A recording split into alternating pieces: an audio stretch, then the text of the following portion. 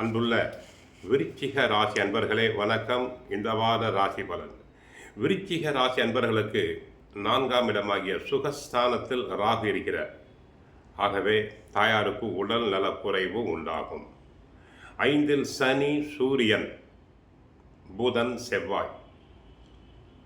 6ஆம் இடத்தில் சுக்கிரன், அஷ்டமத்தில் 8ஆம் இடத்தில் குரு, 10இல் கேது. 14ஆம் தேதி முதல் சூரியன் தங்களுடைய 6ஆம் இடத்துக்கு வரவிருக்கிறார். நன்மைகள் பெருகும். போட்டி மனப்பான்மைகள் அனைத்தும் விலகும். கஷ்டமான நேரத்தில் எதிர்பாராத உதவிகள் கிடைத்து நன்மை பெறுவீர். உடன் இருப்பவர்களிடம் இருக்கக்கூடிய கருத்து வேறுபாடுகள் அனைத்தும் மறையும். அஷ்டமத்தில் குரு 8இல் இருப்பதால் பண வரவில் ஏற்றம் இறக்கம் உண்டு. தொழில் துறையிலும் ஏற்றம் இறக்கம் உண்டு. வியாபாரத்தில் நன்றாக சிந்தித்து செயல்பட்டால்தான் போட்ட முதலை எடுக்க முடியும். கடினமாக இருக்கும். வீண் பிரச்சனைகளை தவிர்க்கலாம்.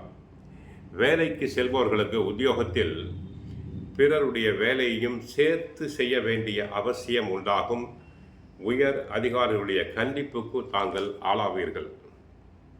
அடிக்கடி பயணங்கள் செல்ல வேண்டியிருக்கும். அந்த பிரயாணத்தினால் எந்த விதமான பிரயோஜனம் இல்லை. உடன் இருப்பவர்கள் தங்களுக்கு இடையூறுகளை ஏற்படுத்தி கொண்டே இருப்பார்கள். நிதானம் தேவை. விருச்சிக ராசி அன்பர்கள் அதிகம் டென்ஷன் ஆகுதல் கூடாது. 6ஆம் இடத்தில் சூரியன் இருப்பது போட்டி மனப்பான்மையை அளிக்கிறது. அரசாங்க காரியங்கள் அனுகூலமாகும். இந்த நேரத்தில் போட்டித் தேர்வுகளில் கலந்து கொண்டு அரசு உத்தியோகத்தினை எளிதாக தாங்கள் பெறலாம், வெற்றி பெறலாம். வேலை இழந்தோருக்கு திரும்பவும் வேலை கிடைக்கும். கல்வியில் ஆழ்ந்த சிந்தனை உண்டாகும். 4இல் ராகு புது வீடு, மன அமைதி போன்றவற்றில் மாற்றங்களை உருவாகும். செவ்வாய் 5ஆம் இடத்திற்கு வந்து லாபஸ்தானத்தை பார்ப்பதால் பண வரவுகள் பெருகும். பிள்ளைகளால் பெருமை தங்களுக்கு உண்டு. ஆடை ஆபரண சேர்க்கை உண்டு. 10ஆம் இடத்தில் கேது இருப்பதால் ஜீவனஸ்தானம், தொழில் ஸ்தானம் என்போம். தொழில் துறையில் அதிருப்தி உண்டாகலாம். மன நிறைவு கிடையாது. நிதி விஷயங்களில் கவனம் தேவை.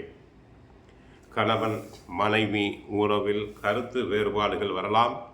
ஆகவே பேச்சில் கவனமாக இருங்கள். ஒருவரை ஒருவர் விட்டு கொடுத்து செல்லுதல் வேண்டும். சில நேரங்களில் பண பற்றாக்குறை வரலாம். ஏனென்றால் தனகாரகன் குரு பகவான் 8ஆம் இடமாகிய அஷ்டமத்தில் இருக்கிறார். ஒரு பக்கம் வரவே வந்தாலும் மறுபக்கம் செலவாகும். உடல் நலனில் சிறு சிறு உபாதைகள், நோய்கள் வந்து போய்கொண்டே இருக்கும். குடும்பத்தில் கணவன் மனைவி இடையே பொறுமை, நிதானம் தேவை. செலவுகளில் கவனமாக இருங்கள். திட்டமிட்டு செலவு செய்தல் வேண்டும். ஆனால் கஷ்டமான நேரத்தில் தங்களுக்கு உதவிகள் கிடைக்கும். தினமும் சனி பகவான் 5இல் இருக்கிறார். சில சமயங்களில் பிள்ளைகளை பற்றிய கவலைகள் வரலாம். தினமும் பகவத்கீதை, சுந்தரகாண்டம் படியுங்கள். ஹரே கிருஷ்ணா ஹரே கிருஷ்ணா என்ற மந்திரத்தை 108 முறை சொல்லுங்கள். குடும்பம் சுபிட்சமாகும்.